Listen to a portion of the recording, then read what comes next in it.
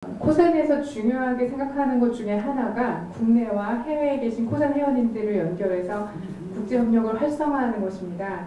그 일을 환으로 해외에 계신 코산 회원님들을 연사로 초청해서 오늘과 같은 오픈 세미나를 개최하고 있습니다.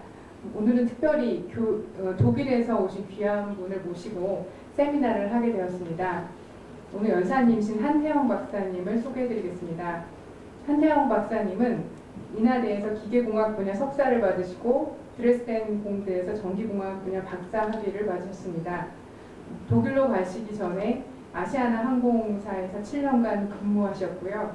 2009년부터 현재까지 프라운호퍼 연구소에서 아시아와의 비즈니스 개발 업무를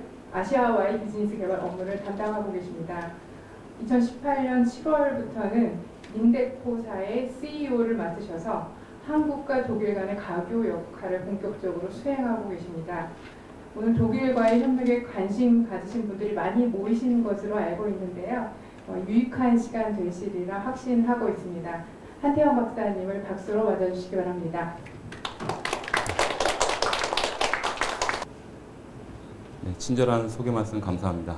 예, 다시 한번 인사드리겠습니다. 독일 프라운호퍼와 인데코에서 몸담고 있는 한태영이라고 합니다.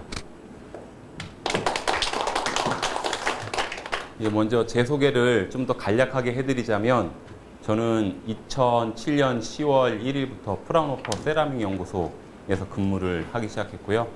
이제 한 2주만 지나면 만 11년 독일에서 근무를 하게 됐습니다. 그래서 나름대로 그래도 이제 독일에 대해서는 좀 안다 하는 형편은 되는 것 같고요.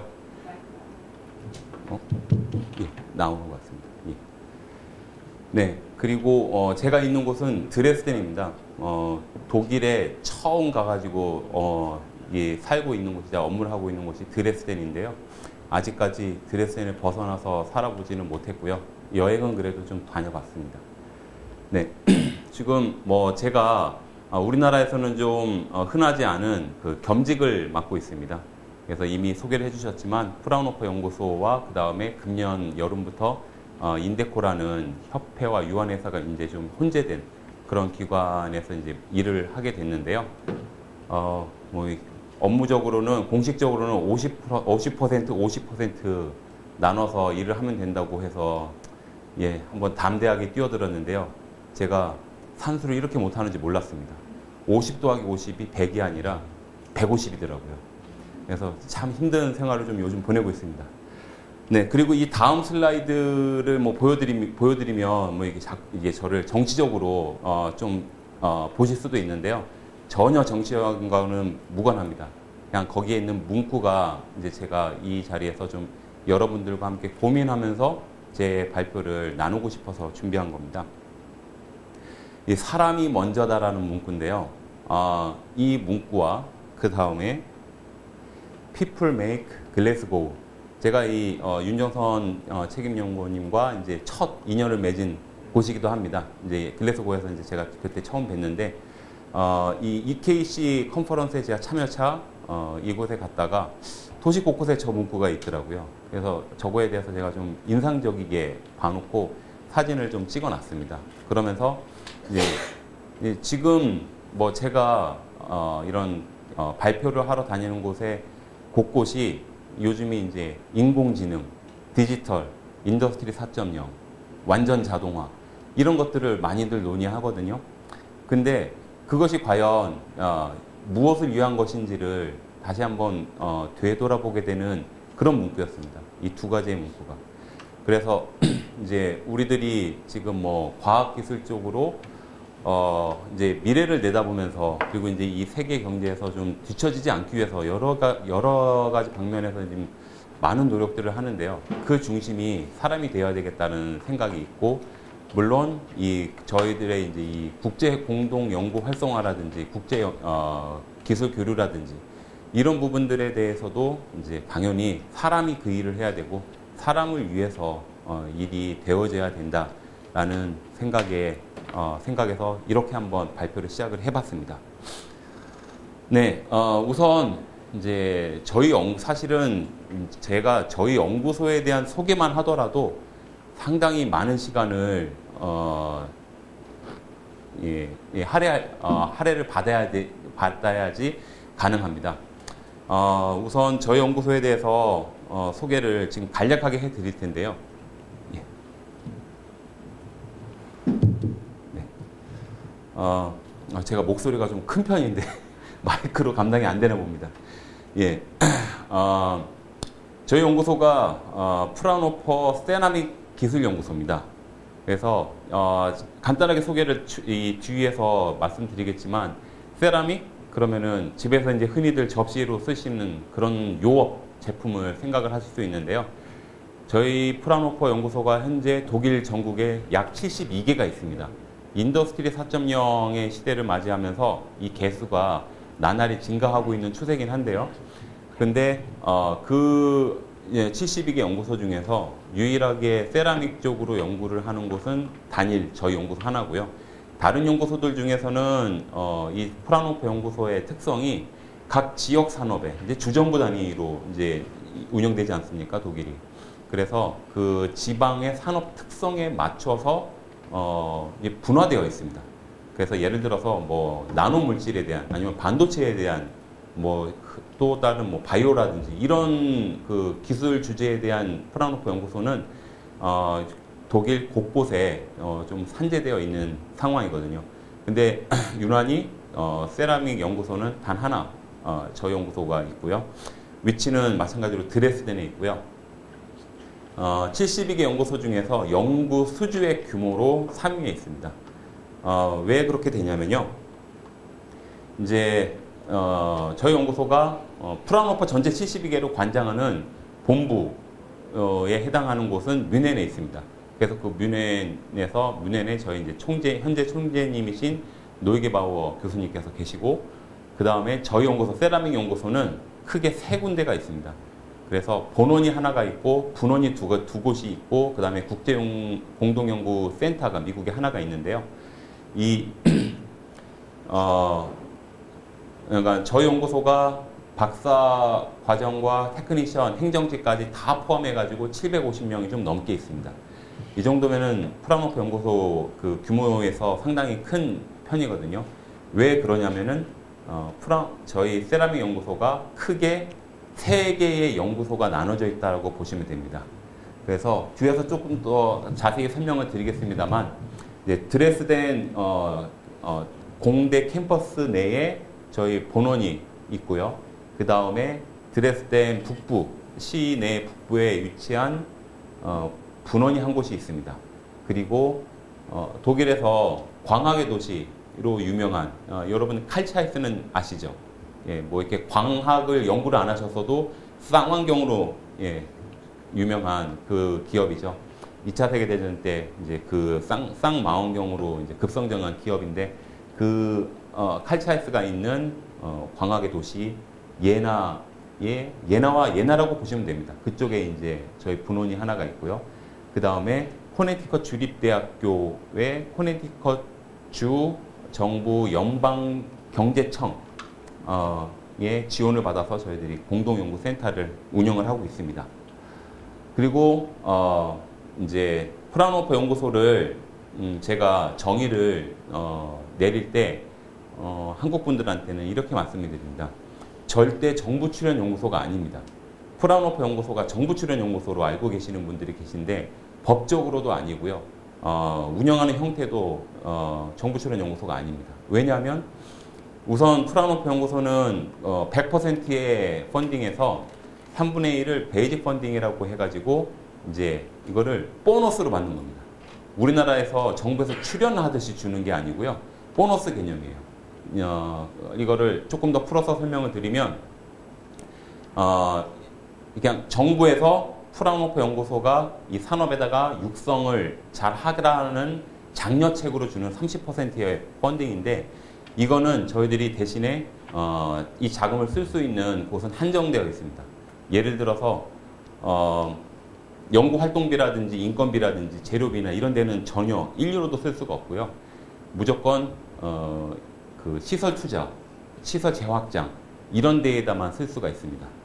대신에 저희 소장님은 이 돈을 거기에다가 양심껏 그 규정대로 쓰시기만 하면 되고, 여기에 대한 회계 감사는 이루어지지 않습니다. 상당히 자유로운 관계고요. 그래서 저희는 정부에 출연이 된 기관이 아니고 철저하게 프라이빗 연구소입니다.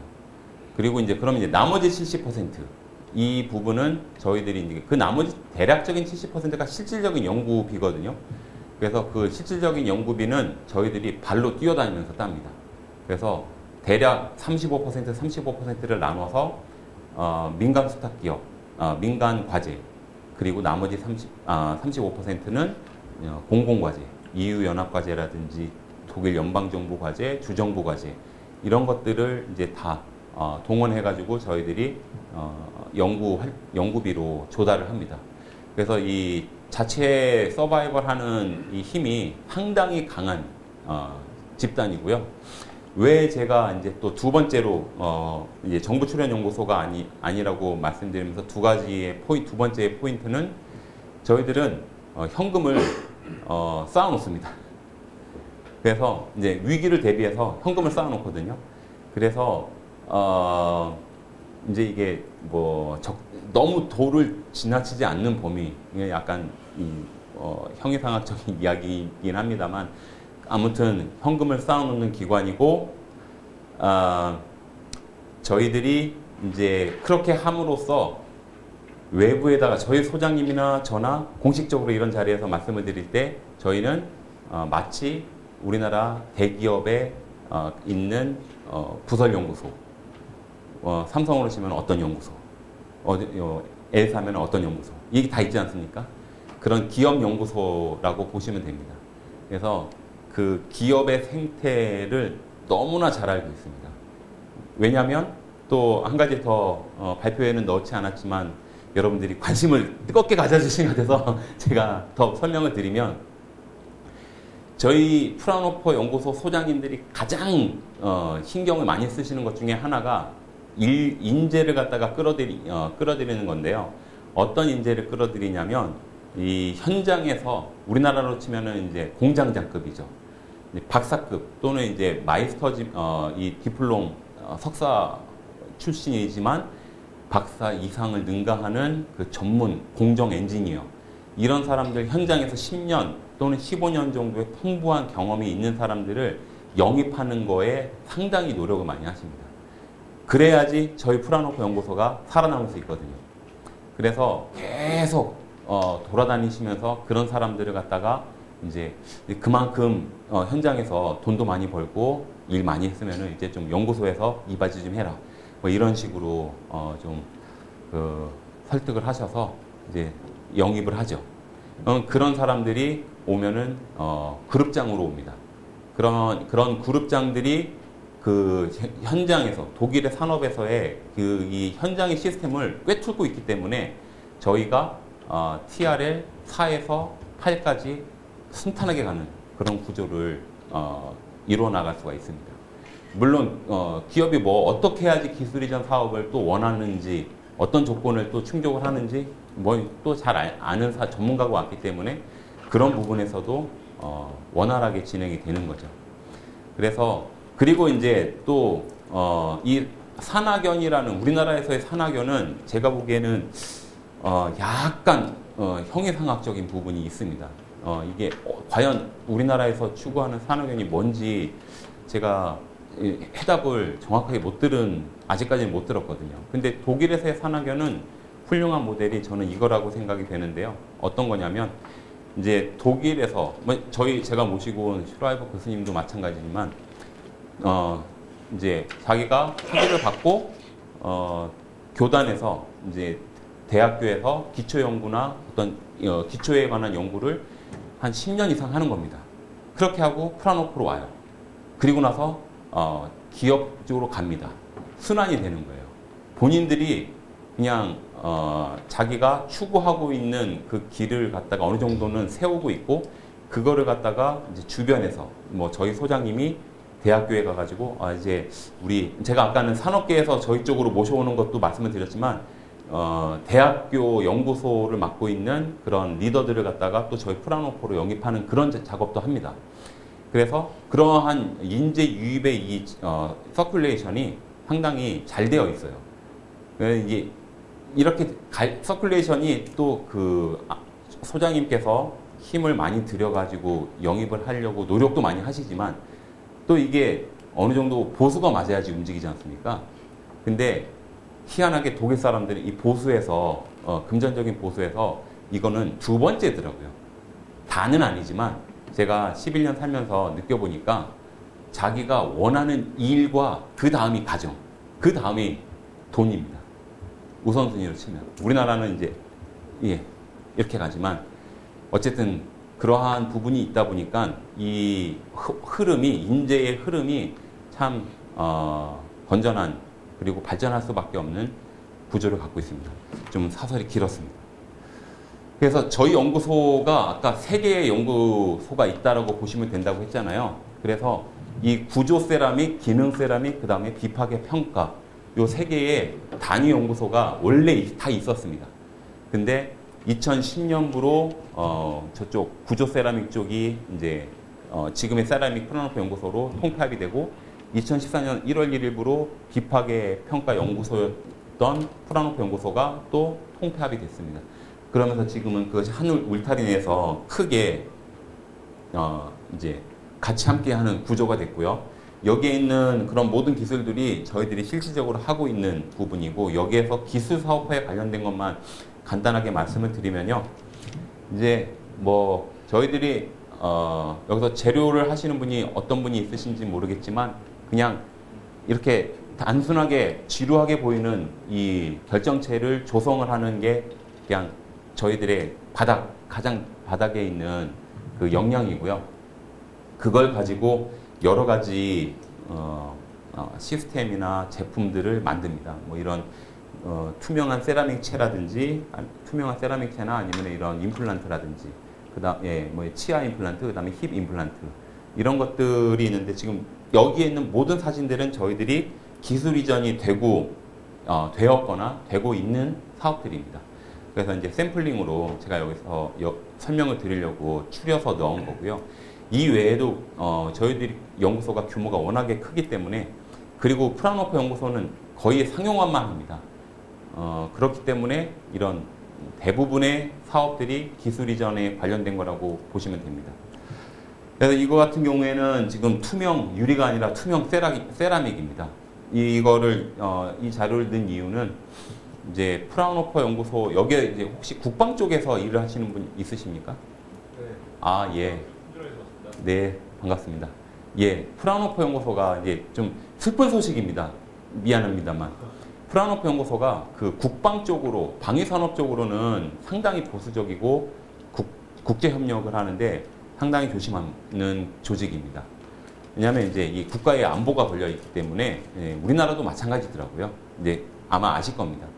그런데 유일하게 저희 연구소에서 단 하나 이 투명 세라믹을 갖고 이스라엘과 국제 협력을 하면서 이 처음에는 좀 소극적으로 나가더니 이게 좀 재미를 보기 시작하니까 상당히 크게 지금 하고 있습니다. 그래서 이스라엘에다가 이 방탄 쪽 투명 세라믹재를 이제 상용화해가지고 이쪽 방위산업 쪽으로 지금 계속 넘기는 그 센터를 세웠고요.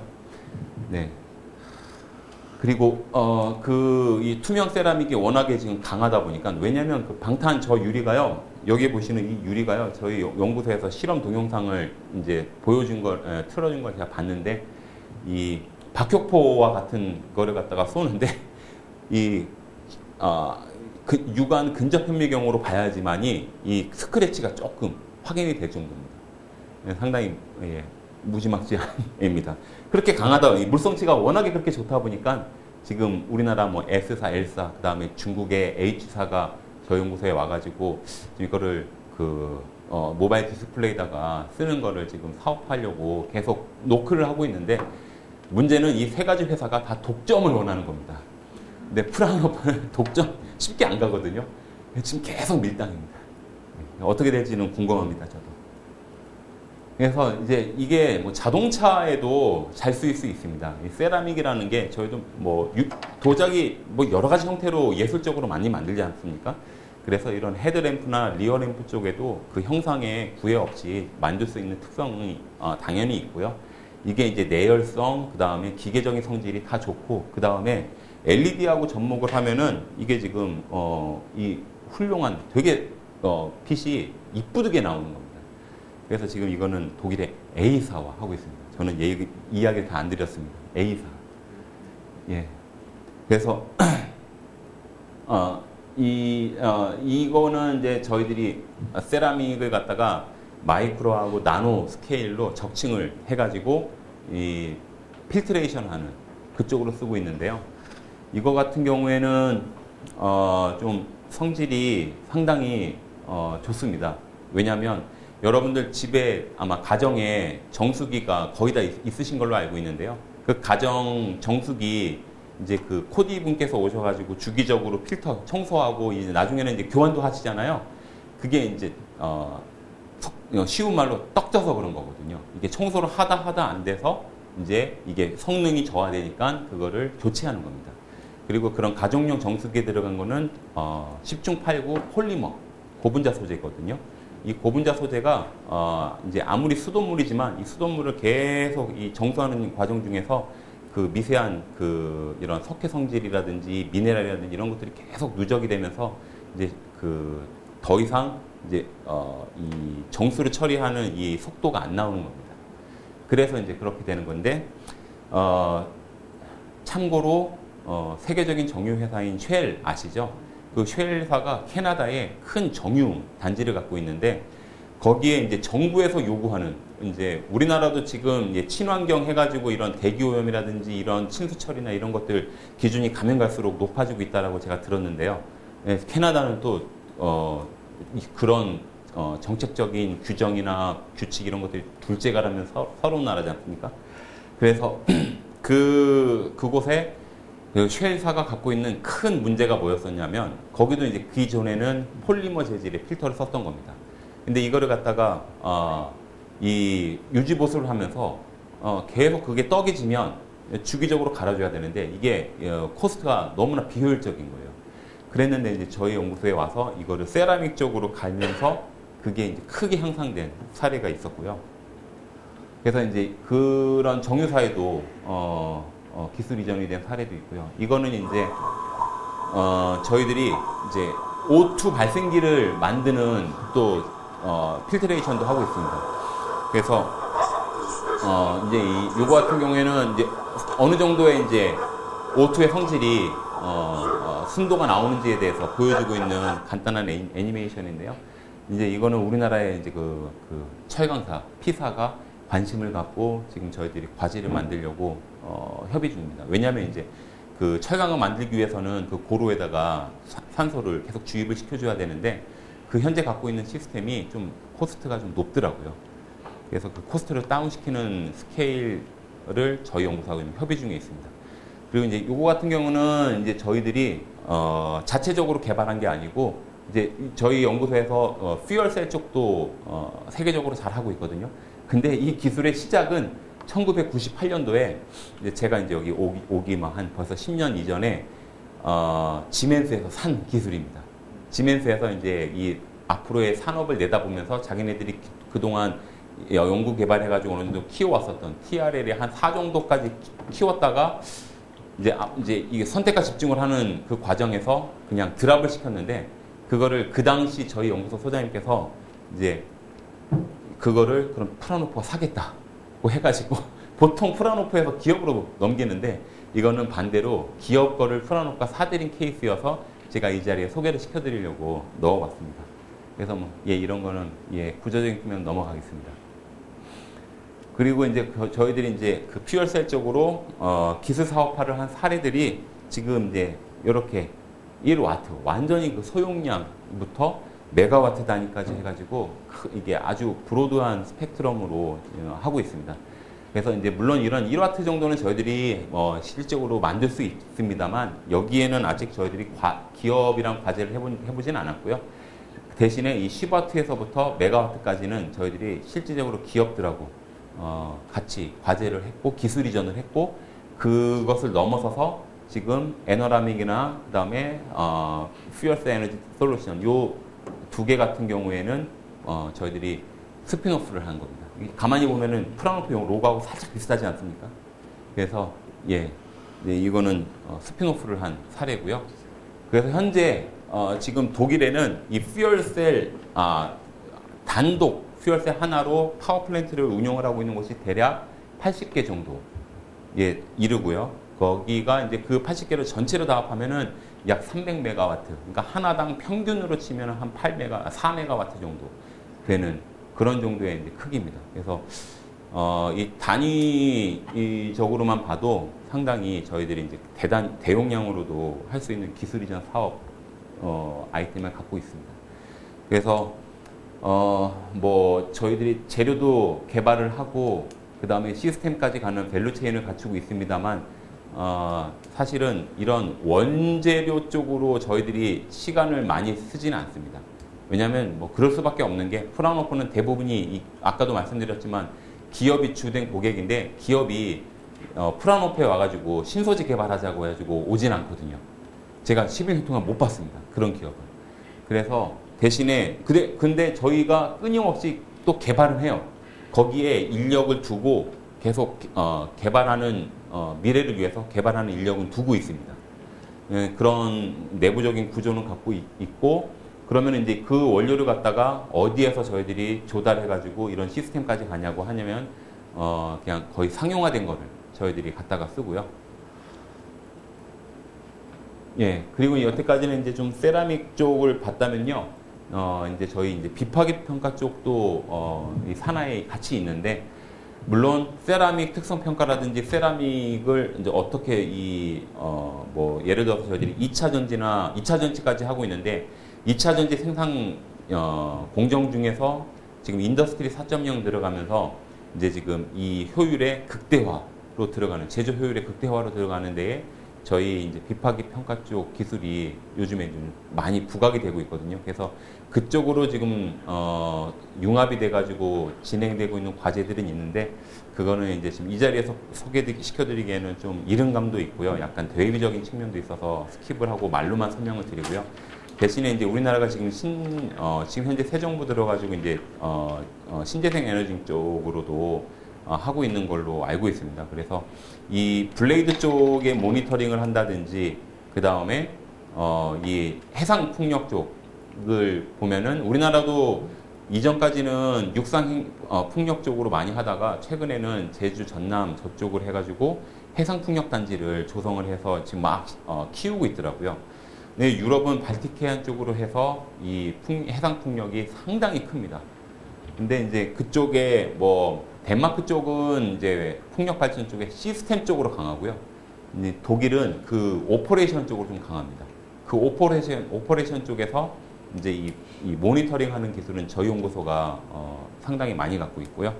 그래서 이 재미있는 것은 이 해상 풍력을 이게 바다 밑으로 쭉 들어가면은 여기에가 지금 가장 크리티컬한 부위거든요. 여기가 이제 딱 끊어져 버리면 이게 기울어지면서 이게 유실이 되는 상황이 되는 거죠. 근데 이 부분을 기존에는 검사를 하려면 잠수사가 이제 이렇게 채비를 하고 잠수사가 내려가 가지고 육안으로 검사를 해야 되는데 이 바다 밑의 상황이 상당히 열악하죠. 예, 아무리 위에서 보는 것과 밑에서 들어가서 보는 게 많이 힘든데 그것마저도 힘든데 이게 사람의 인적 자원에 기인하다 보니까 A라는 사람, B라는 사람, C라는 사람이 다 저마다 틀린 거예요. A가 지난번에 내려가 가지고 결함이 있다고 했는데 몇 달 뒤에 B라는 사람이 가가지고 내려갔는데 결함이 없어진 거죠. 마술이 생긴 겁니다. 그래서 이거 큰일 났다 싶어서 이제 이런 것들을 이제 어떻게 이런 인적 자원에 대한 요인에서 좀 벗어나서 제대로 된 기술을 만들어낼 수 있을까 해서 이제 비파기적인 방법으로 이걸 하는 겁니다. 그래서 저희 연구소 실제로 발틱해안에다가 지금 많이 해놨고요.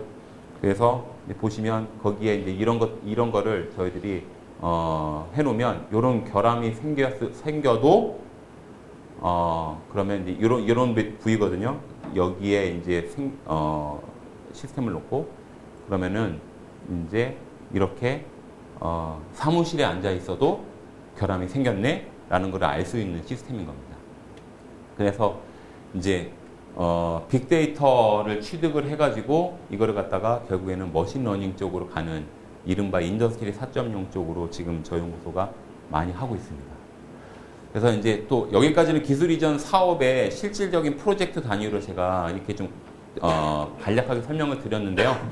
이제 프라노퍼 독일에 제가 있는 라입지시 바로 옆 도시에 드레스덴의 바로 옆 도시 라입지시에 프라노퍼 IMW라는 곳이 있는데요. 이제 여기가 어떻게 보면 키스티와 좀 비슷한 역할을 하긴 합니다. 근데 이제 여기에서 지금 현재 하고 있는 과제 중에서 제가 이제 찾아보았더니 인트 트란스넷이라고 해서 이제 국제 협력을 하는데 어떤 목적으로 하냐면 기술 이전 사업 쪽에 어떻게 도움을 할 수 있는지, 예, 어떤 정보도 제공해주고 플랫폼도 이렇게 하면 더 잘할 것 같다. 아니면 이렇게 하면 더 잘할 것 같다. 이러한 고민을 많이 하는 그런 연구소가 또 있습니다. 프라노퍼 데이. 그래서 이제 그런 데에서 지금 하고 있는 이 인트 트란스넷이라는 과제는 2+2 모델인데 이제 여기에 지금 정부 출연 연구소에서 오신 분들이 대부분으로 알고 있는데요. 이거 과제 같은 경우에는 이제 다른 과제하고는 좀 틀리게 연구기관이 주관이 되고 기업, 중소기업이 참여가 되는 그런 거꾸로 된 구조입니다. 그래서 이거는 이제 연구소에게는 조금 더 이로운 형태의 사업이 될 거라고 저는 생각이 되고요.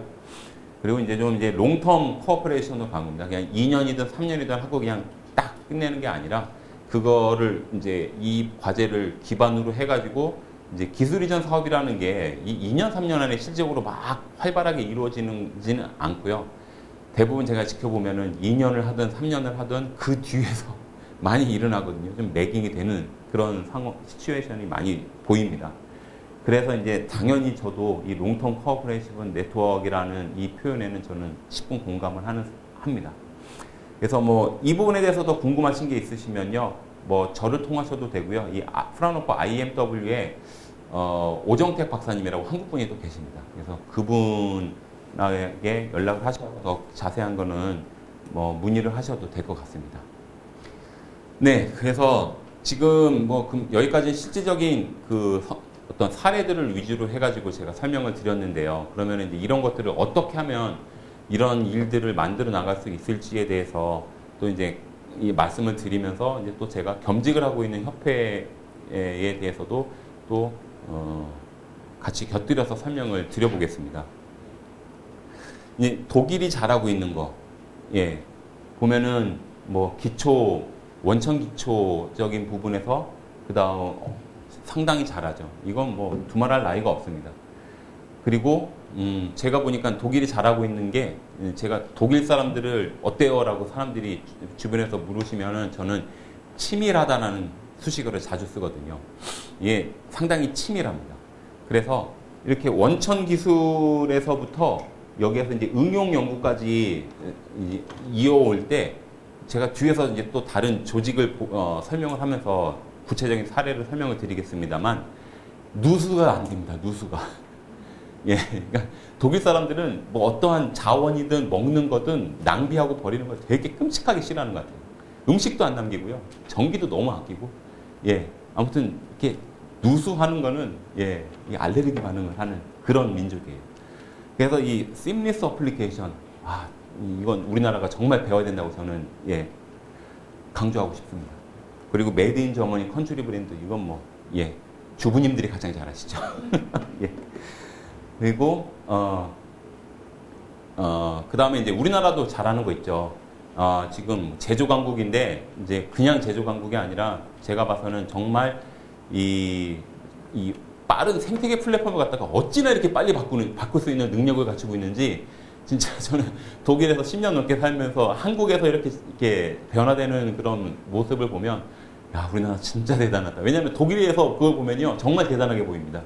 한국에 계시면 그게 잘 안 보일 수 있는데요, 독일에서 보면요, 예, 그게 잘 보입니다. 정말 저는 이거 넘버원으로 예, 세우고 싶고요. 그 다음에 ICT 인프라스트럭처는, 이거는 저보다도 그러니까 메르켈 총리님이 공식 석상에서 벌써 한 3번, 4번째, 예, 우리나라를 본받아라, 독일이. 그런 식으로 이 ICT 인프라스트럭처는 저도 알지만 독일도 이미 잘 알고 있는 그런 강점으로 갖고 있고요. 그 다음에 뭐 이렇게 두 개가 잘 돼서 잘하다 보니까 잘 아시겠지만 세계 유명한 그 글로벌 플레이어들이 우리나라에 와가지고 테스팅 베드로 하려고 하는 것들이 지금 가면 갈수록 늘어나고 있다고 저는 알고 있고요. 그리고 뭐 독일에서도 지금 관심이 상당히 많이 갖고 있습니다. 이쪽으로. 근데 이제 물론 단점도 있죠. 그 독일은 이제 이 노동 집약적인 사람이 막 집에도 출퇴근을 잘 못하고 예, 여기에 오직 일만 막 해야 되는 이런 산업적으로는 예, 못합니다. 예, 이거는 그냥 진짜 어느 정도 상징적으로만 이쪽에는 지금 아직 발을 담고 있는 것 같고요. 네. 그리고 이제 우리나라는 아직까지는 이노베이티브의 이 혁신이 좀 가미된 혁신에서 시작이 되는 그런 산업적으로는 아직까지는 이제 좀 부족한 것 같습니다. 누군가 뭔가를 막 처음 하는 걸 이렇게 딱 보고 저희 쪽을 갖다가 확 바꿔버리는 이거는 능한데 먼저 이렇게 막 이노베이티브하게 한 거는 제가 11년 살면서 못 봤습니다. 네. 그래서 이 부분을 어떻게 이제 협력을 하면 좋을까 했었을 때 지금 현재 추세에서요. 이제 인더스트리 4.0을 좀 저희들이 한번 목표로 지점으로 보고 본다면 이제 재료 부품 쪽은 독일이 정말 강합니다. 원천 기술을 잘하고 그게 이제 부품까지 이어지니까 그러니까 심리스라고 말했잖아요. 그러니까 이 부분이 되게 잘해요. 그리고 우리나라는 디지털 이제 요걸 갖고 디지털 프로덕션을 지금 막 집중 투자를 하고 있는데 저는 이 부분 우리나라가 어느 정도 시간이 필요하겠지만 리드할 것이라고 저는 생각이 됩니다. 다만 우리나라가 여기에서 지금 빅데이터하고 사물 인터넷은 잘하거든요. 제가 지난주 화요일 날 랜딩을 해가지고 저쪽 원주 쪽으로 좀 일정을 봤습니다. 근데 거기에 건강보험 심사평가원 거기를 이제 한 3시간 정도 방문해가지고 거기에서 빅데이터 센터가 있고 그 빅데이터 센터가 어떻게 운영되고 있는지에 대해서 발표를 들을 기회가 있었는데요. 빅데이터 정말 대단하더라고요. 심평원에서 갖고 있는 빅데이터의 힘이. 그래서 그때 저를 포함해서 9명의 독일 방문단이 그 자리에 있었는데 독일이 정말 이쪽으로 한국과 협력을 해야 되겠다라는 필요성을 강하게 인식을 한 자리였습니다. 아무튼 그렇습니다. 근데 우리나라 머신러닝 저는 개인적으로 약간 걱정됩니다. 왜냐하면 우리 연구소도 아까 보여드렸던 그 풍력 발전 쪽에 그 빅데이터 쌓는 거 간단하게 마지막에 설명드렸잖아요. 빅데이터를 취득을 하는 데에는 저희 연구소도 지난 30년간 속된 말로 도 같은 집단입니다. 예, 어떤 상황에서도 빅데이터를 취득합니다. 예, 아무리 열악한 상황에서도 빅데이터를 취득하는 데는 도가 텄는데 이거를 갖다가 이제 지금 인더스트리 4.0 프레임 하에서 머신러닝을 하는 데에는 저희 연구소도 이제 막 시작했습니다. 사실 한 2년 정도밖에 안 됐고요.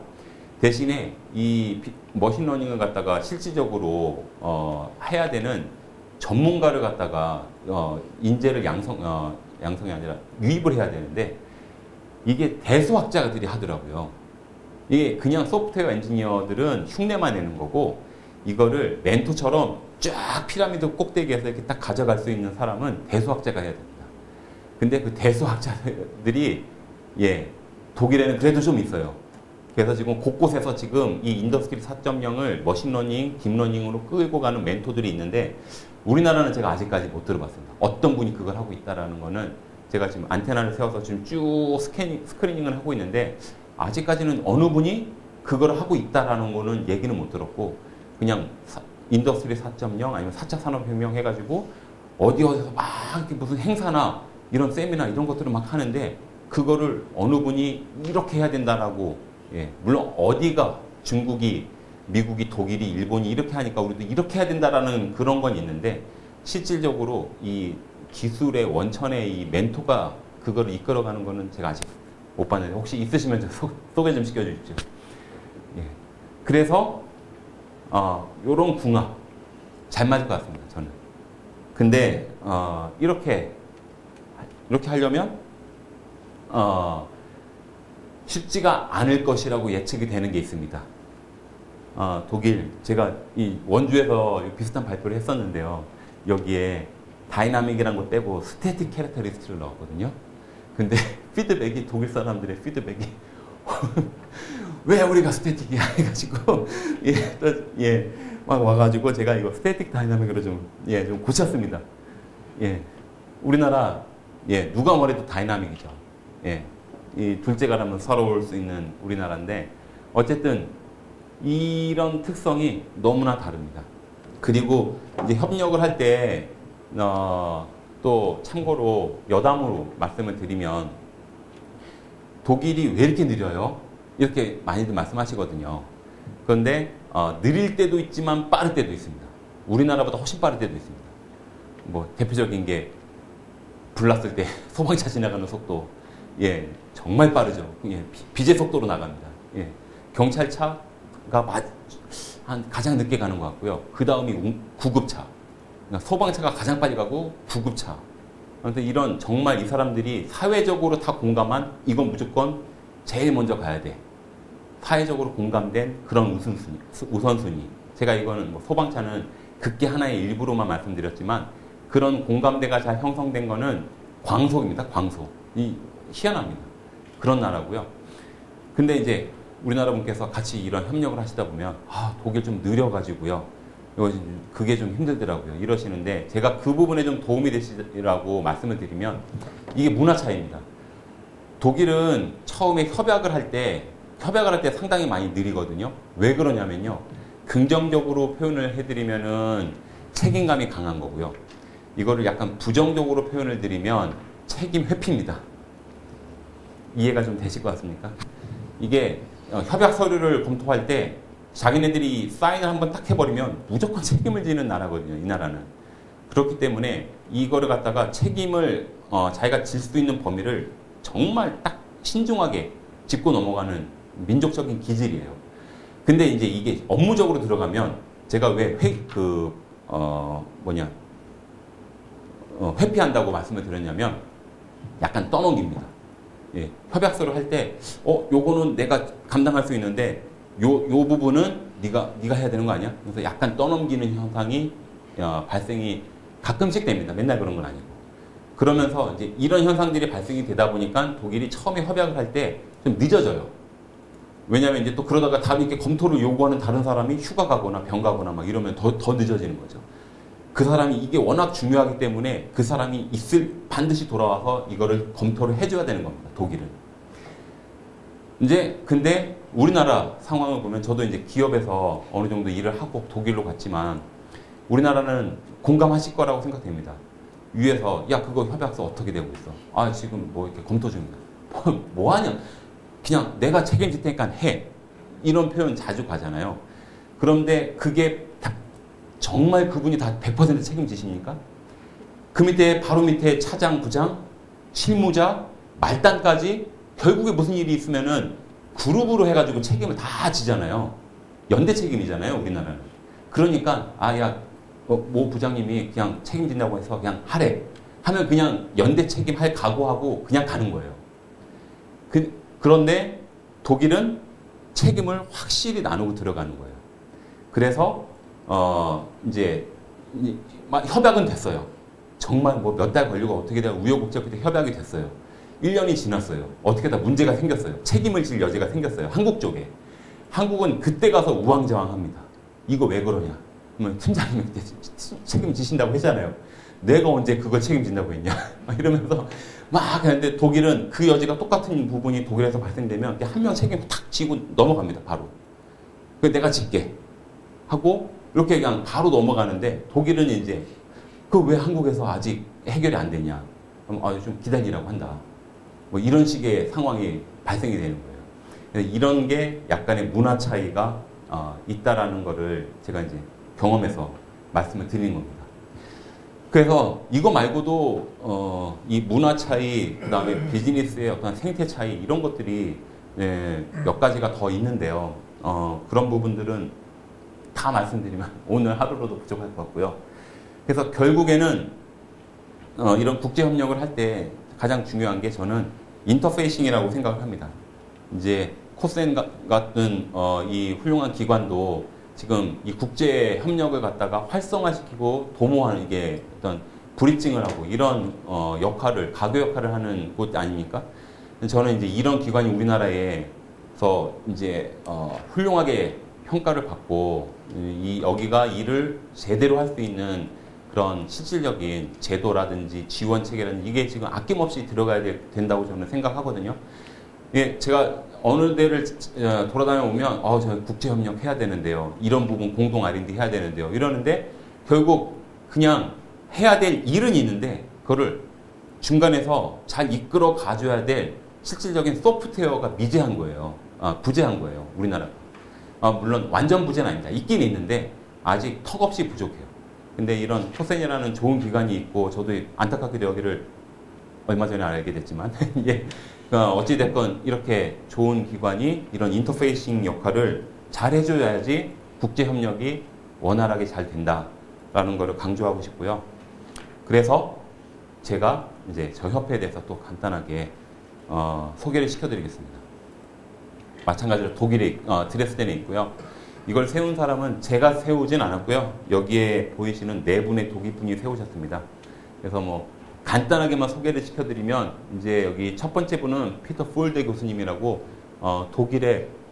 독일에서 이제 노벨상 사관학교라고 불리는 막스 프랑크 연구소 거기에 이제 복잡계 이론물리 센터의 초대 센터장님, 그러니까 원장님을 하시고 정년퇴직하신 다음에 이제 우리나라 그 포항 지역 포항공대로 석자 교수로 이렇게 모시고 갑니다. 그래서 거기에서 7년간 이제 석자 교수로 활동을 하시면서 지지난 MB 정권 때 이제 기초연 이제 이 만들어질 때요. 기초연구소가 만들어질 때 그때 디자인 작업에 많은 공헌을 해주셨어요. 실질적으로. 그래서 우리나라 과기정통부에서는 좀 아십니다. 이 부분에 대해서. 그리고 이제 두 번째 이사님은 이제 한스 울리시 사이드트 박사님이라고 2009년에서 2012년까지 전주환 독일 대사를 하셨고요. 이제 한국에 대해서 상당히 중요하게 생각을 하십니다. 그리고 이제 대사를 마치시고 지금은 독일 베를린에 있는 전 세계 대사관들을 감사를 하는 기관의 상임이사로 계십니다. 그리고 이제 세 번째 분은 드레스덴에 있는 태양 시스템 쪽에 태양광 시스템 쪽에 기업의 대표이사님이시고 네 번째 분은 본업은 공증 변호인이신데요. 이제 특이점은 요 분과 요 전주환 독일 대사님과는 초등학교 때부터 법학을 공부하는 그 대학교까지 쭉 이어진 말 그대로의 절친이시고요. 그래서 이제 짐작하시겠지만 이 전주환 독일 대사님이 이 전주환 독일 대사 하실 때 한국이라는 나라가 전략적으로 중요하다라고 판단이 되셔서 명예영사를 만들어 놔야 되겠다라는 생각을 하십니다. 그러면서 이제 자기의 가장 친한 친구한테 권고를 해서 좀 하면 좋겠다라고 해서 2012년부로 우리나라 외교부로부터 임명을 받고 지금 명예영사로도 활동을 하시고요. 그냥 여담입니다만 독일 귀족입니다. 귀족. 예, 그 바이에른주 그 뮌헨 쪽에 본인 재산이 얼마인지도 모르시고 독일 지금 드레스덴으로 이사 오셨는데 이 독일 드레스덴에서 가장 좋은 성 같은 집에 살고 계세요. 예, 예, 상류 사회죠. 그 이제 저는 이제 한 가지 더 설명을 드리면 이 우리나라에는 없는 조직인데요, 없는 형태인데 독일은 이런 협회를 만들면요. 협회, 이 인데코라는 이름하에 이제 인데코 FAO라고 이 협회입니다. 그리고 이 비영리 기관을 갖다가 활성화시키는 목적으로 이 유한회사, 게엠베아가 유한회사라는 독일의 약인데요. 그 유한회사를 세웁니다. 이런 독특한 구조를 갖고 있고 이 두 개는 면밀히 얘기하면은 법인이 다 다릅니다. 법적인 관계가 틀린데 이제 쉽게 설명드리면 결혼을 한 거죠. 예, 혼인 서약을 맺고 이 인데코를 위해서 충성을 다하겠다. 뭐 이런 형태가 된 겁니다. 그래서 이제 뭐 각각 맡고 있는 부분이 이제 이렇게 다 틀리고요. 이렇게 해서 이제 저희의 스트럭처를 조금만 더 간단하게 들어가 보면 BOD 조금 전에 말씀드렸고 그 다음에 프레스티지 멤버스라고 해서 이제 저희들이 실질적으로 이 인데코에서 가장 중요한 역할을 하셔야 될 분들이신데 이분들이 이제 저희들이 섹션을 나눠가지고 이제 계속 쪼개기로 이제 들어갈 겁니다. 그래서 이제 지금 PM 영입하는 데에 저희들이 지금 총력을 다하고 있습니다. 그래서 이제 그 밑으로 이제 오더넬 멤버스가 있을 거고요. 그래서 저희들이 PM 섹션을 이제 어떻게 지었냐면 뭐 그냥 지금 여기 보면은 우리나라에서 지금 현재 중요하게 생각하고 있는 분야가 지금 많이 들어가 있어요. 그리고 지금 독일에서 중요하게 생각하고 있는 분야도 이제 지금 많이 들어가 있거든요. 그래서 저희들이 교집합으로 넣었다고 보시면 됩니다. 그래서 이제 이런 분야들에 대해서 저희들이 지금 PM을 지금 모집을 하고 있는데요. 현재 뭐 제가 속한 연구소의 소장님, 저희 소장님 제가 너무 존경하시는 분인데 저희 소장님 개인 회원으로도 들어오셨지만 저를 서포트를 해주시기 위해서 저희 연구소 단체로도 들어오셨고요. 그 다음에 프라운호퍼 라이프치히에 줄기세포 쪽으로 상당히 유명한 또 연구소가 있습니다. 아이제다이라고. 거기에 이제 바로 이전 소장님이십니다. 엠리시 소장님이라고 우리나라에도 이쪽으로 그 줄기세포, 그 다음에 셀 면역 쪽에 연구하시는 분들은 이분 되게 잘 아시거든요. 이 교수님도 이제 들어오셨고, 다른 프라운호퍼 이제 IWS라고 이제 이거는 레이저와 서페이스 코팅, 서페이스 트리트먼트 뭐 이쪽으로 또 세계적인 연구소입니다. 지금 현재 그 프라운호퍼 노이게바워 그 총재님이 이 연구소 소속이시고요. 그 다음에 이제 그 메탈 쪽 프로세싱, 이제 뭐 포스코라든지 뭐 조산중공업이라든지 이런 데서 상당히 관심 받고 협업 많이 하는 그 연구소. 이제 이 네 곳이 지금 현재 저희 PM으로 들어와 계시고요. 그 다음에 이 네 분들은 이제 드레스덴 공대입니다. 그래서 여기는 복합 소재 쪽, 여기는 나노바이오 물질 쪽. 그다음에 여기는 이제 이 두 분은 이제 이분은 메디컬 닥터입니다. 그래가지고 이제 해부학 쪽이시고 이분은 그 3D 프린팅으로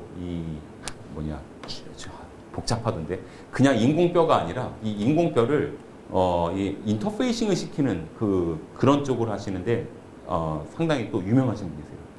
그래서 이렇게 또 계시고 그 다음에 제가 오늘 모시고 온 슈라이브 교수님은 저희 비파계 평가연구소의 전에 이제 디퓨티 다이렉터, 즉 부소장직으로 근무하시다가 2013년에 정년 퇴직하시고 저희 현재 연구소에 이제 그 시니어 사이언티스트로 계시면서 이제 본인이 하나 회사를 창업하셔가지고 거기에 CTO로 계시고요. 그 다음에 이제 여기 노발레드라고 이게 삼성 겁니다. 삼성 SDI 건데 이 OLED를 물질을 개발하고 이제 그거를 갖다가 이제는 대량으로 생산해가지고 LG하고 삼성에다가 이제 파는 그런 회사인데요. 프라운호퍼 IPMS라는 드레스덴 연구소와 드레스덴 공대에서 스피노프된 그런 기관, 조그마한 스타트업이었는데 지금은 직원 수가 300명이 넘는 큰 기업으로 한 10년 사이에 성장했습니다. 이제 이분은 이제 작센주 경제진흥공사의 사장님이시고요. 그래서 저희 조직에는 상당히 큰 힘을 주시는 분이십니다. 이제 지금 현재 우리나라에서 참고로 PM으로 전부 다 여기 계신 PM은 아닙니다. 참고로 그러니까 여기 백종수 원주 의료기 테크노밸리 원장님 같은 경우는 이제 PM은 아니시고요. 그냥 이제 회원, 이제 단체 회원으로 들어오셨는데 제가 이제 어떻게 아직 포지셔닝 할지를 몰라서 여기에 그냥 넣은 거고요. 이제 여기에 계신 분들은 이제 PM입니다. 그래서 이제 지금 재료연구소에 계신 한유동 박사님, 그다음에 이면수 교수님이라고 이분은 충남대 교수님이셨는데 지금 정년 퇴직을 하시고 터키의 사카랴 대학교에 석자로 가셨더라고요. 그래서 이제 저희 우연찮게 이제 이 교수님을 알게 돼서 되게 뛰어나셔가지고 연구 역량이 그래서 제가 막 몇 번 찾아뵙고 설득해가지고 지금 회원이 되어주셨습니다. 이제 우리나라 연세대학교에 이제 의공 쪽, 그 다음에 고려대학교의 흉부외과 쪽 교수님 들어오셨고요. 그래서 이제 지금 계속 우리나라 쪽에 그 PM을 영입하기 위해서 사실은 제가 여기에 출장도 와 있는 거고요. 그래서 이제 회원들 베너핏에 대해서는 뭐 그냥 구체적으로 설명드리지 않겠습니다. 그냥 대충 짐작이 가실 거라 생각이 되고요. 이제 드레스덴에 대해서 한번 강조를 하고 넘어가면요. 물론 저희 인데코가 드레스덴에 한정돼 가지고 이런 협력을 증진하는 데만 하는 게 아니라 이제 이름이 도이칠란드이기 때문에 이 전체를 갖다가 독일 전체를 갖다가 포함을 범위를 두고 할 것입니다만 아직 조직이 이제 뭐 생긴 지 얼마 안 됐기 때문에요. 지금 현재는 이제 저희들이 충실하게 작센주 내에서 이제 좀 어느 정도 성장해 나갈 때까지는 작센주에서 좀 집중을 할 거고요. 그러한 차원에서 이 드레스덴이 상당히 매력적인 곳이라고 저희는 믿습니다. 왜냐하면 대학이 10개가 있고요. 그 다음에 기초 거대 과학 연구를 하는 우리나라 기초연이죠. 이제 헬무트 연구소가 이제 한 곳이 있고, 막스 프랑크 연구소 4곳 있고, 프라노프 연구소가 12곳이 있고, 그 다음에 라이프니츠 연구소에 대해서 아시는 분 있으십니까? 들어보신 분 있으세요? 라이프니츠. 나머지는 다 들어보셨죠? 헬무트. 예, 이건 장학재단도 있고 막 해가지고 좀 들어보셨을 텐데, 라이프니츠는 못 들어보셨죠? 저는 개인적으로 독일이 아까 제가 강조했던 심리스 있죠? 심리스에 지대한 공헌을 하는 조직입니다, 여기가. 왜냐면, 이제 대충 퍼즐이 맞춰지시죠? 기초 거대하죠? 원천하죠? 상용화하죠? 그 다음에 이 라이브니츠는 그 사이 값입니다. 그 사이 값인데, 그래서 막스 프랑크 연구소는요, 여기는 네이처라든지 임팩트가 완전히 높은 그런 저널에 그냥 거기만 내죠, 사실. 여기 있는 사람들은. 다른 데는 거들떠도 안 보고. 대신에 1년에 특허가 거의 한 건도 안 나오는 조직입니다. 원천만 하니까요. 제가 있는 프라노프 연구소. 저희 임팩트 있는 저널 관심은 있죠. 예, 나름 박사인데. 하지만 할 수 있는 형편이 안 됩니다. 왜냐하면 기업들이 와가지고 처음에 NDA, 비밀 유지 협약 하지 않습니까? 그거 할 때, 독일은 기업에서 임원급이 오거든요. 그럼 그 임원이 딱 이제 목에 힘주고 얘기합니다. 논문은 안 낼 거죠. 예. 이게 위에서 그래도 논문 좀 내고 싶은데 그러면 이제 하나하나 이제 딱 해줘요. 이 내용 빼고, 이 내용 빼고, 이 내용 빼고. 그럼 내지 말라는 거거든요. 예, 어디 가서 그냥 컨퍼런스 가서 발표만 그냥 좀 하고 말라는 뜻이나 마찬가지거든요. 그래서 이제 저희는 대신에 어디 가셔서 프라노퍼 사람을 만났는데 이 사람 발표한 거 들어보니까는 진짜 잘하게 생겼어요. 예, 아는 것도 많고 이야기해 보니까. 그래서 집에 돌아오셔가지고 구글 스칼라로 막 보셨는데 논문이 의외로 몇 개 없어요. 예, 다 그런 이유입니다. 예. 저희 소장님은 저를 비롯해서 많은 사람들한테 논문 왜 쓰니? 시간 많니? 특허 쓰라고 합니다. 저희 특허. 그래서 저희는 특허가 되게 많습니다. 예. 그리고 라이프니츠는 이 2개를 다 잘해요. 예. 그래서 지금 저는 제가 프라노프에 아직도 있기 때문에 저희 프라노프에 이렇게 관심 갖고 협업 이렇게 문을 계속 두드려 주시는 거 반갑고 좋은데요. 저는 우리나라에서 이 라이프니츠 한번 들여다봐야 된다고 저는 생각해요. 여기 정말 잘해요. 네. 그리고 이제 드레스덴에 이런 다양한 이 인프라가 있다 보니까 거기에서 이제 같이 연맹을 맺고 협회 활동을 하는 데가 이제 다양하게 있죠. 그리고 이제 저희들이 이제 비즈니스 모델이라고 이제 간단하게 설명드리면 하드웨어 만들고요, 발판 이게 플랫폼. 그리고 그 플랫폼에서 실질적으로 할 수 있는 기술 이전 사업이나 공동 연구 사업 이런 것들. 그리고 이제 모듈 C는 이제 저희들이 좀 위에 장급들이 이제 계속 들어오다 보니까요. 이제 어떤 때에는 클로스드 소셜 커넥션이 되게 그거를 해야만 되는 상황이 예측이 되더라고요. 벌써부터 하나를 준비하고 있는 것도 있긴 하지만요. 그래서 이제 그런 것들도 이제 저희들이 지금 모델로 지금 있습니다. 그래서 저희들이 다른 데는 잘 못할 거야. 우리는 이런 거 우린 잘할 수 있어라고 좀 내세울 수 있는 게 이제 아무래도 지금 BOD나 PM 쪽이 PM은 지금 계속 영입을 하고 있는 상황입니다만 BOD 자체는 제가 생각해도 완벽합니다. 완벽하고 그다음에 이제 하이밸류 네트워크는 이건 더 지켜봐야 되겠지만 현재까지는 저도 인정하는 부분이고요. 그래서 이런 부분이 있다 보니까 당연히 어떠한 그 추진력이 세겠죠. 그래서 그리고 이제 저희들이 좀 장급들이 계시다 보니까 쉽게 구할 수 없는 정보를 핸들링을 할 수 있는 기회가 좀 되는 것 같습니다. 그래서 그런 것들도 이제 좀 다룰 수 있을 거라고 생각이 되고요. 그래서 그냥 어떻게 일을 할 수 있는지에 대해서는 그냥 대외적으로 안에서 이렇게 간단하게 생각하시면 될 것 같고요. 그래서 이제 뭐 지금 뭐 우리나라에도 이거는 그냥 하나의 예제일 뿐입니다. 우리나라에는 우리 독일에는 이런 클러스터가 상당히 잘 발달되어 있거든요.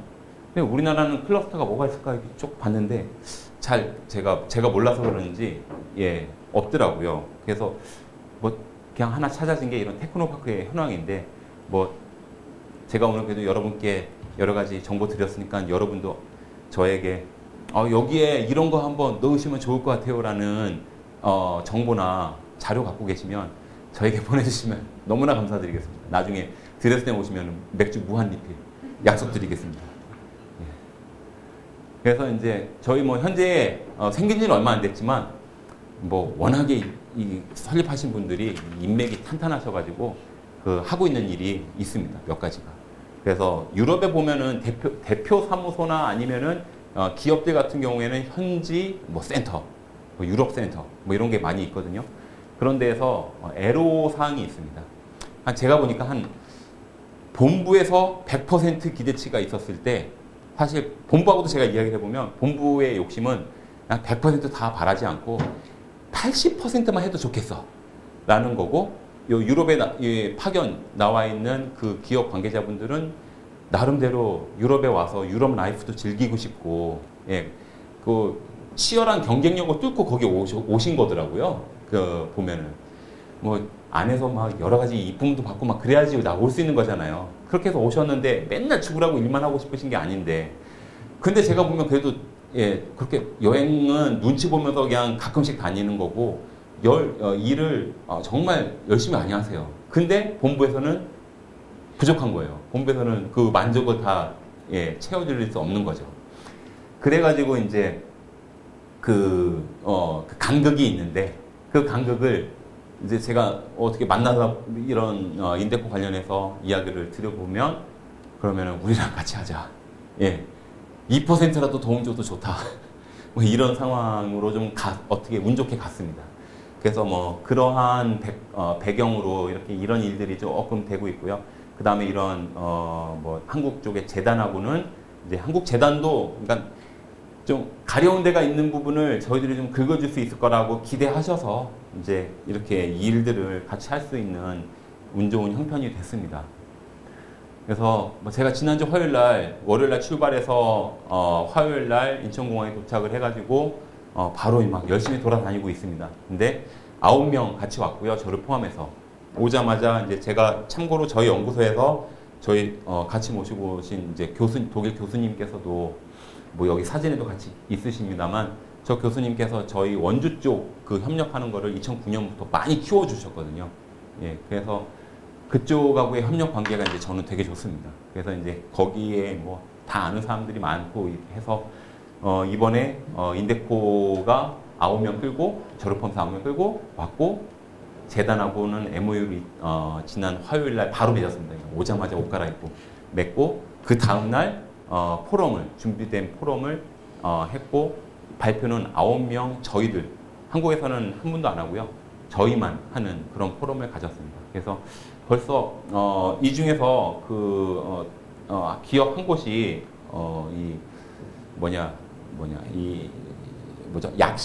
약식을 갖고 있는 그 영유아나 이제 그 성인이 되어도 이 약식으로 이제 눈동자가 잘 안 맞는 사람들 있잖아요. 그거를 이제 이 소프트웨어로 스마트폰하고 이 저희 이제 그 VR 고글 이걸로 이제 치료를 할 수 있는 그거를 이제 지금 프로토타입까지 만든 스타트업인데요. 여기 이제 요 분이 CEO인데 요 분이 이제 같이 오셔가지고 포럼을 하시면서 어떻게 여기 포럼에 참석하신 그 오송에 있는 기업분인데 관심을 가져주셔가지고 잘 될 것 같습니다. 그래서 뭐 이 포럼의 현재까지의 결실은 뭐 즉각에서 나타났긴 했지만 그런 것도 뭐 하나가 있긴 하고요. 예, 뭐 여기까지 좀 지루할 수도 있겠습니다만 뭐 제가 이렇게 돌아다니면서 이렇게 발표할 때 개인적으로 가장 부담이 되는 시간대가 2시, 3시 사이거든요. 졸려가지고. 예, 근데 이렇게 예, 깊은 관심으로 지켜봐 주셔서 다시 한번 감사드리고요. 뭐 궁금하신 사항 있으시면은 이메일도 괜찮으시고 뭐 카톡으로도 예, 편하게 물어봐 주셔도 괜찮으시고요. 그 다음에 드레스덴이 이제 과학의 도시라고 저는 그래도 공학자이기 때문에 먼저 그렇게 첫 번째에다가 말씀을 드리지만 이게 지금 드레스덴 엘베강에서 내려다보는 드레스덴 관광지구 쪽입니다. 예, 시간이 조금 더 있죠. 제가 하나하나 설명드릴게요. 드레스덴 미대고요. 궁금해하실 것 같아서 이게 드레스덴 성모교회라는 겁니다. 드레스덴시의 상징적인 건물인데요. 참 이쁩니다. 안이 더 이쁩니다. 공짜입니다. 들어가는 거. 그리고 이쪽이 이제 계속 미대고 그다음에 이건 이쪽이 괴테 씨가 실제 활동하던 시절에 오셔가지고 여기가 테라스거든요. 이 테라스 위에서 이렇게 쭉 한번 보시면서 엘베강변을 보시면서 여기가 유럽의 발코니다라는 그 유명한 표현을 하신. 그래서 여기가요 여름 8월 때 축제 기간과 11월 12월 사이에 크리스마스 장때는 여기에 발 디딜 틈이 없습니다. 그리고 이제 여기는 이제 그 드레스덴에 유일하게 있는 성당입니다. 그리고 여기는 이제 젠포 오페라 극장 있고요. 이 뒤에 이제 츠빙거 궁전이라는 곳이 또 있습니다. 그래서 상당히 문화예술 콘텐츠들이 다양하게 있는 매력적인 도시이기 때문에요. 여러분께서 한번 관심 있는 리스트, 버킷리스트까지는 아니어도 관심 있는 리스트에다가 넣으시고요. 한번 궁금하신 사항 있으시면은 편하게 말씀 주시고 오실 일이 있으시면은 이것도 인연이니까 미리만 말씀 주시면 제가 꼭 정성껏 모실 수 있도록 노력하겠습니다. 이상입니다. 감사합니다. 프라운호퍼에 대해서 사실은 한국에서 잘 알기가 어렵잖아요. 정부출연연구소가 정부출연연구소인 줄 알았는데 아니라는 거를 제가 처음 알았고 사업을 이렇게 따서 하셔야 된다고 하니 참 힘드시겠구나. 거기서 일하려면 그런 거를 좀 느꼈고요. 한국과 독일의 문화 차이 이런 것도 짚어주셔가지고 몰랐던 것도 많이 알게 됐습니다. 그리고 드레스덴 참 좋은 데네요. 보니까 연구소, 대학, 협력할 거리도 많고 굉장히 아름다운 도시인 것 같아서 언젠가 한번 여러분들도 방문하셔서 교류하시면 참 좋겠다는 생각을 했습니다. 그 각자 오신 분들이 그래도 오늘 기대하고 오신 것들이 있으실 텐데요. 그 강의 내용이랑 좀 다르더라도 궁금하신 거 있으시면 질문 해주시면 되겠습니다. 이제 출연연이 배치마킹 할 때 막스 프랑크 이제 또 프라운호프 이야기를 많이 하는데 오늘도 프라운호프 이야기를 많이 해주셨는데 이제 사람이 중요하다고 이야기를 하셨잖아요. 네. 제가 공감을 하는데 몇 가지 좀 한번 질문 드려보면은 아까 이제 연구소장의 주임 임무가 인재를 영입하는 것, 기술 현장 기술 경험이 많으신 분들 한다는 그 관련돼서 혹시 이제 TO 같은 게 정해져 있는지 또는 그냥 연구소장이라고 마음대로 들어오는 건 아니라 아마 심사 과정 같은 게 있을 것 같은데 그 과정 좀 소개해 주시면 좋을 것 같고. 그다음에 이제 기술 사업화 이제 특허나 중요하니까 기술 사업화 조직이 아마 있을 것 같고 거기 내에 그 기술 이전의 어떤 전략이랄까 기준 같은 게 아마 있을 것 같거든요. 아까 기술을 팔기도 회사에 있는 기술을 가져와서 또 다시 좀 더 가공해서 이렇게 이전하기도 할 텐데 이제 기술 이전의 어떤 그 전략이랄까 아니면 기준이라고 하는 게 더 맞을 것 같아요. 그거 한번 여쭙고 싶습니다. 네, 좋은 질문 감사합니다. 먼저 저희들 이제 그 인재 영입에 있어서 TO나 어떠한 그 방법적인 부분을 물어보셨는데요. TO가 사실 이렇게 뭐 어떠한 이렇게 나눠져 있지는 않습니다. 저희들이 철저하게 이제 PBS 프로젝트 베이스 시스템이어가지고요. 프로젝트를 이제 물론 이 프로젝트가 단기짜리 프로젝트를 두고 인재 영입을 하는 거는 힘들고요. 이제 중기까지도 안 가고 장기 프로젝트의 기준을 두고 인재 영입을 고민을 하기 시작합니다. 왜냐하면 이제 또 아까 제가 말씀드렸던 그 정도 급의 마이스터급의 그 엔지니어 영입은 이 비용도 많이 들어가거든요. 그래서 그런 사람이 이제 그러니까 이런 거죠. 순서로 치면은 A라는 큰 과제를 저희 연구소가 전략적으로 만듭니다. 이제 소장님께서 앞을 내다보시거나 아니면 현재의 흐름을 두고 이때 이런 과제를 우리가 어느 곳과 같이 만들어야 되겠다라는 판단을 하시고 이제 물론 혼자서 판단하시는 게 아니라 이제 그 저희 위에 있는 분들하고 같이 상의를 하셔가지고 그런 의사결정을 내리시고 그렇게 해가지고 이제 프로젝트가 결정이 되면 이미 그 프로젝트에는 거기에 해당하는 인건비가 반영이 되어 있거든요. 그러면 그런 분들이 오시자마자 종신직이 되지도 않아요. 저희는 10년 정도가 지나야지 종신직이 되는 기관입니다. 저도 종신직 받은 지가 올해 1월 1일부터 받았습니다. 만 11년 됐지 않습니까? 예. 그러니까 2년 단위, 뭐 어쩔 때는 1년으로 재계약할 때도 있고요. 그리고 철저하게 과제가 자기가 있어야지 거기서 살아남는 조직입니다. 그래서 이게 정말 피나게 열심히 일을 해야지 되는 구조다 보니까 그렇게 발전하는 연구소인 거죠. 그래서 일단 그 방법 같은 이제 TO가 일단 정해져 있지 않고 그 TO는 결국 PBS와 연동이 되어 있다라고 제가 설명을 드리면 될 것 같고 인사를 하는 방법은 좀 믿으실지 모르겠습니다만 그냥 10중 8구 추천입니다. 그게 자율성이 네네. 그러니까 누군가가 그러니까 뭐 많이 들어보셨을 겁니다. 서구 쪽 사람들은 추천 웬만하면 안 해주고 자기의 명예가 걸렸기 때문에 그만큼 누군가가 자기 이름을 걸고 추천을 해주면 그게 신용장이다. 예, 저도 진짜 살다 보니까 정말이더라고요.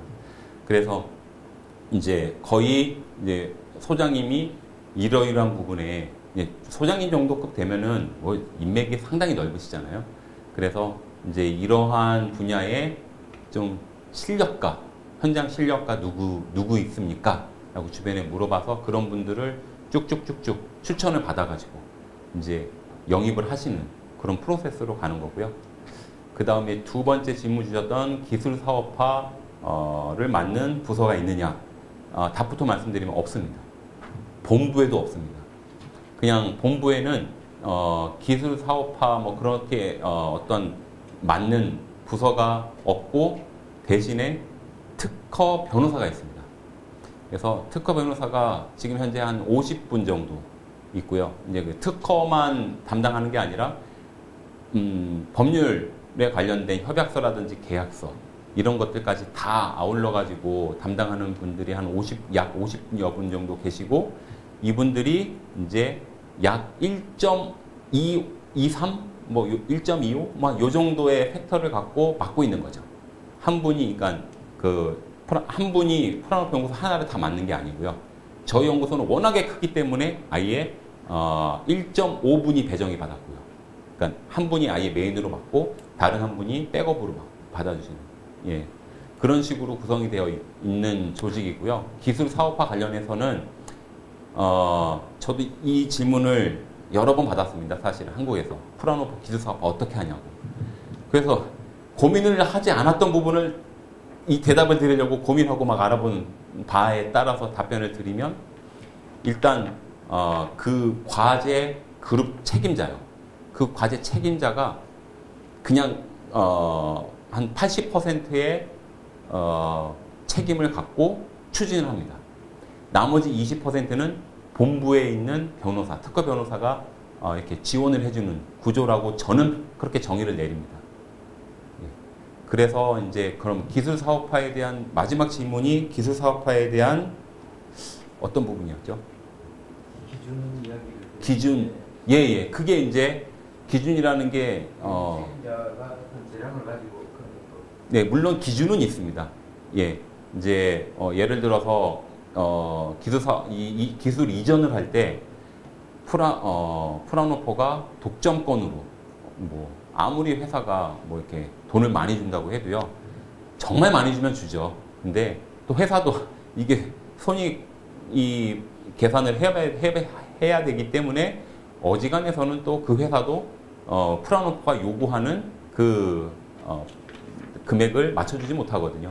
그래서 결국에 이렇게 핑퐁을 하다가 독점권으로는 결국은 못 가고 그냥 양쪽 공동 소유로 해가지고 대신에 3자의 이렇게 양도하는 거는 불허하는 뭐 그 정도가 가장 무난하게 가는 접점이 되고요. 그러니까 그런 큰 테두리는 있습니다. 그러면서 이제 그 안에서 이제 이게 그 러닝 로얄티로 가느냐 아니면 1회 처음에 계약할 때 한 번에 그냥 받고 끝내느냐 뭐 이런 것들. 예. 그러면 또 자율성을 가지고 네, 자율성입니다.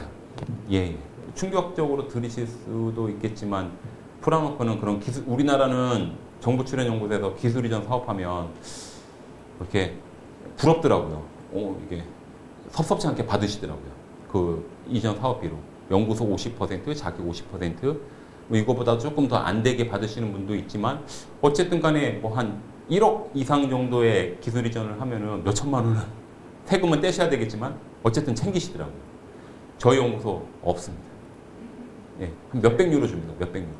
스마트 공장 이런 거 관련해서 예. 내용이 좀 있는 것 같은데 예. 앞으로 뭐 어떤 계획 같은 것이 있으면 한국하고 같이 뭐 프로그램 한다거나 그런 게 네. 있습니까? 네. 지금 뭐 어느 지역이라고는 말씀드리기에는 예, 이 자리에서는 힘들 것 같고요. 어느 한 지역하고 스마트 팩토리 쪽으로 지금 협의하고 있습니다.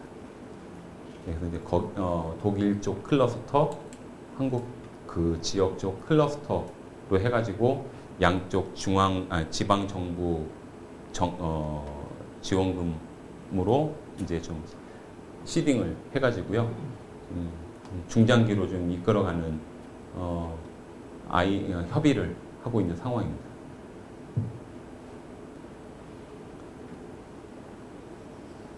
그다음에 이제 아까 소개드린 원조하고는 뭐 이 자리에서 자료를 보여드렸기 때문에 말씀드리면 그쪽은 이제 디지털 헬스케어 쪽으로 예, 저희들이 이제 준비하고 있고요.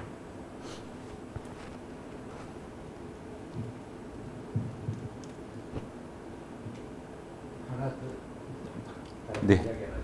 네. 펀드 관련해서 3분의 1은 그 이제 보너스 형식으로 장려금 형식으로 받으신다고 하셨는데 예. 그걸 이제 사용하는 목적만 시설 투자라든지 네. 인프라가 그렇게 계시면 네. 그거만 하면 감사도 없고 한다고 했습니다. 네.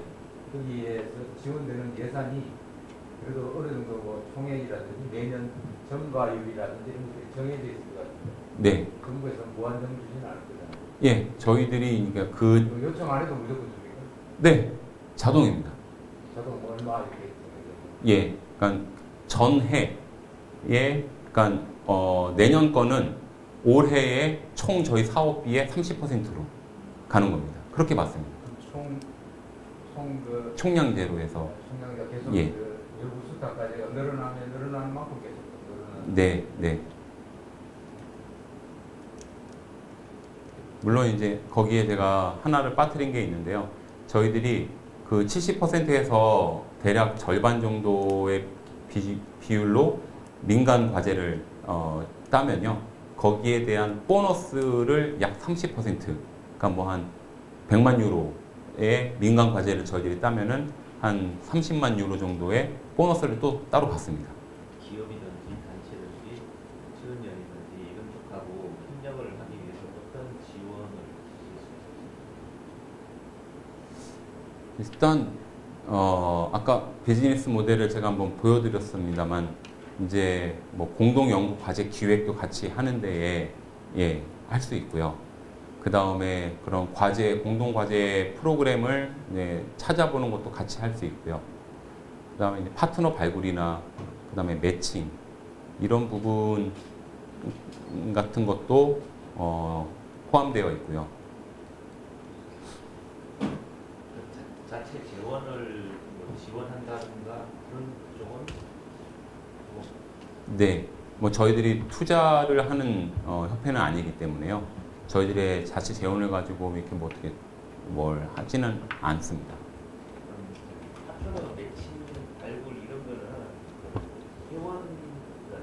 인데프라는 협회의 회원사나 회원 연구소에 한정되는 건가요? 아니면 다른 기업이나 연구소도 같은 통화할 수 있나요? 예, 회원이어야만 됩니다. 예, 그래서 이제 사실은 저기 아까 그 PM으로 보여드린 쪽도 한 3분의 1 정도는요, 저희들이 지금 BOD에서 처음에 이미 협회를 설립을 하면서 디자인을 한 과제가 있습니다. 그 과제에 대해서 제안을 하면서 그냥 들어오신 겁니다. 그 과제를 자기가 하고 싶기 때문에 들어오신 거죠. 그러면 만약에 이제 그 매칭을 할 때 그러면 그 특정 주제를 인데코에서 정하고 이거에 대해서 같이 할 파트너를 찾는 방식이 중요한가요? 아니면 어떤 그 기업이나 연구소나 이런 쪽에서 아이디어를 가지고 주제를 정해갖고 이런 거에 대해서 관찰하고 예. 있습니다. 어느 쪽이 두 가지 다 가능합니다. 그러니까 비율로 봤을 때 어느 쪽이 예.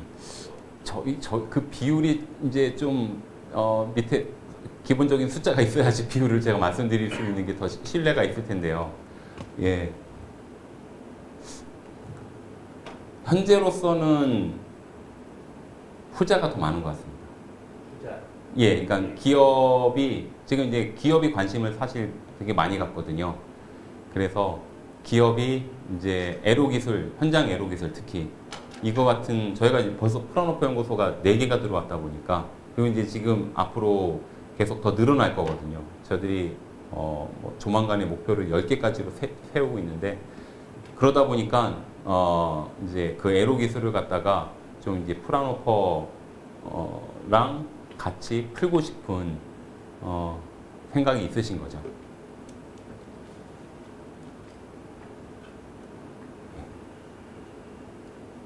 네.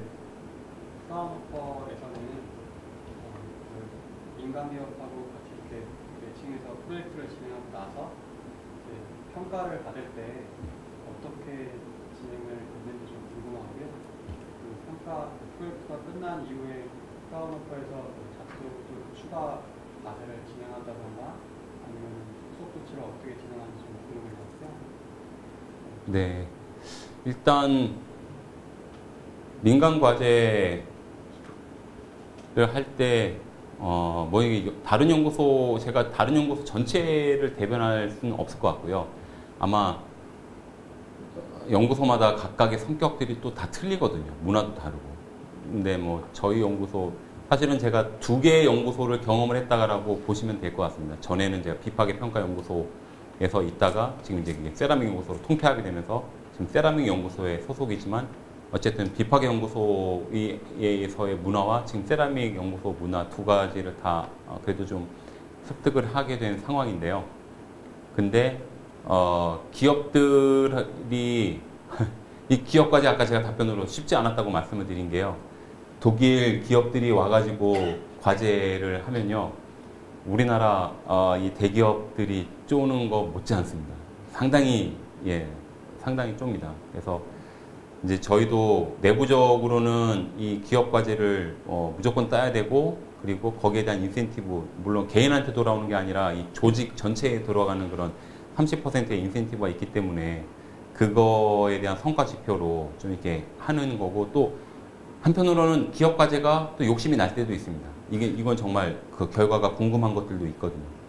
그래서 이제 그런 것들을 내부적인 모티베이션으로 하기도 하지만 이 진행하는 게 많이 힘들거든요. 근데 독일 과제, 기업 과제가 이게 처음에 협약을 할 때 시간이 아까 많이 걸린다고 말씀드렸잖아요. 많이 걸리는 요인 중에 하나가 마일스톤을 잘 자릅니다. 그래서 이 뭐 워킹 패키지가 기본이고요. 이 마일스톤을 잘 잘라서 가다가 이거 안 되겠다 싶으면 그냥 바로 직각에서 이제 드랍이 됩니다. 그래서 이 마일스톤이 중간중간에 이 잘 마련이 되어 있기 때문에 아까 끝나고 나서 어떻습니다, 평가가 어떻습니까? 라고 말씀을 드렸는데요. 저는 끝나고 나서는 이미 평가를 할 그게 없는 상황이라고 봐진다고 말씀을 드리고 싶고요.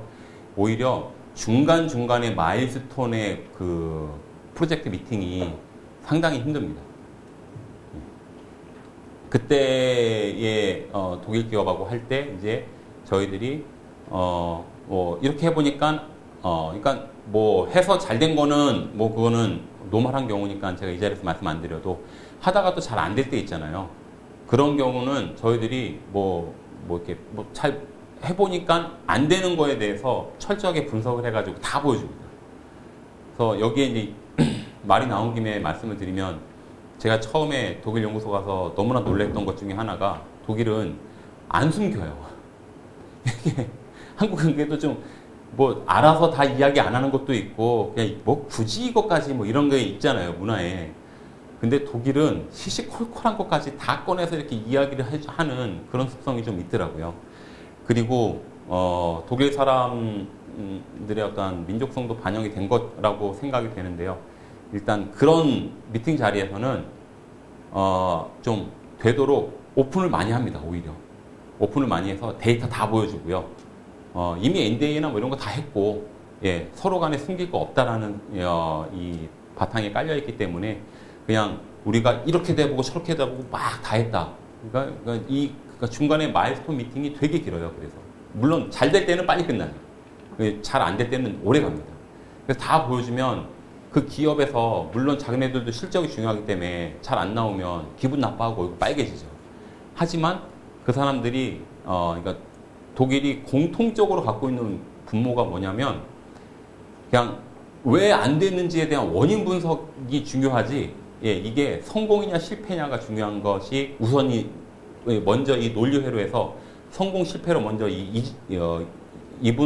이진법으로 나누는 게 아니고 그냥 이게 왜 안 됐는지 그거에 대한 분석을 하기 위해서 어떤 시도들이 있었고 그게 무슨 의미가 있는지, 예, 그런 것들에 대해서 많이 들여다봅니다. 그래서 그게 그 과제 책임자가 그거를 다 디펜스를 해가지고 설명이 되고 기업에서 온 분도 자기도 납득된다. 그럼 이제 거기서 이제 뭐 유감이지만 우리 여기서 더 이상 가지 말자. 아니면 우리가 더 투자해보겠다. 다음까지는 한 번 더 가보자. 뭐 이런 식으로 됩니다. 네. 그 기업 과제를 70%하고 인건비는 다 기업 과제에서 나온다고 하셨잖아요. 예, 이거 그러니까 기업 과제 플러스 예 공공 과제까지 예. 근데 그 과제가 없으면 이제 나가야 된다 이렇게까지 말씀을 하셨는데 네. 이 과제라는 것이 하나가 끝나고 그 다음 과제는 항상 이렇게 100% 이어지는 게 아니잖아요. 네, 맞습니다. 그런 그 중간 과정에 들어가는 비용이나 이런 건 어떻게 참 좋은 질문이십니다. 잘 들여보셨는데요. 그래서 독일 사람들도 융통성이 없는 것 같지만 융통성이 좀 있습니다. 두 가지로 대표적으로 그 사이에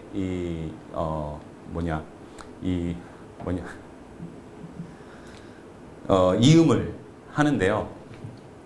우선은 그 사람이 잘 못하는 사람이면요, 연구소는 가차없이 그냥 나가라고 합니다. 예, 그 프로젝트가 없으면 그냥 이 칼같아가지고요, 되게 차갑습니다.